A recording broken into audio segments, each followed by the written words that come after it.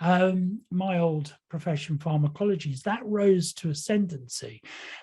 Hypnotherapy and other approaches became less popular. Freud was coming up at those times. Freud was a user of hypnosis. He dropped it later on in his practice, but he's certainly one of the first people promoting it.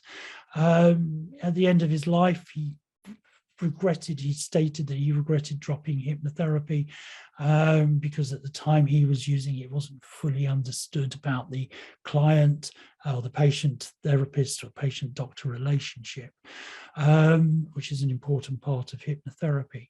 So as pharmacology, as the use of drugs started to rise and it started to become more and more popular because, I'm not feeling well, pop a pill, I feel better.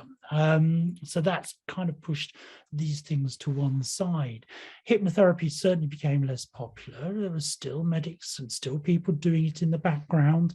But unfortunately for us, hypnosis also became at that time associated with entertainment. Now, hypnosis and entertainment, they are not the same as hypnotherapy or the hypnosis that we use within therapy. There is a very, very different approach that's used. And to be quite honest, the hypnosis and entertainment's got very little to do with hypnosis. I can explain that later on if anybody wants me to talk about that. But for us, that's when we found people started not to take us very seriously. However, as the 21st century started to come up, we noticed, from about the 1950s, people really started to build an interest again. It was slowly building in the background. Science was starting to take an interest. Medicine was starting to take an interest. And by the time we got to the 21st century, it's seen an incredible rise in popularity as a bona fide therapy.